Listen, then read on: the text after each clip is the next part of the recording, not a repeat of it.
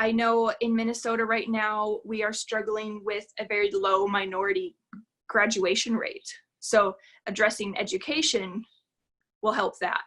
Addressing some of these, one part of education that I think would really help that is equalizing the funding for the school districts. Because right now with it being based on like property tax, so then the areas with the lower property tax have less funding for the schools, and those tend to be minority areas. So we're disadvantaged, we're giving those kids a disadvantage right from the get-go.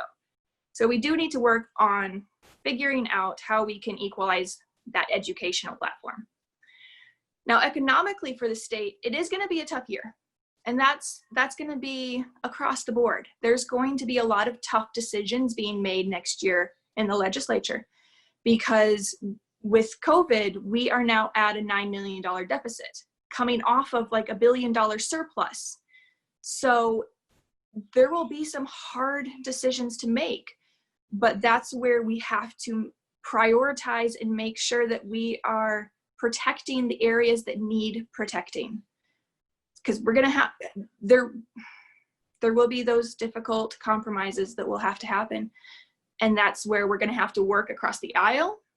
That's where we're going to have to really prioritize and figure out, okay, what are the areas that we cannot compromise on, and what are the areas where we can.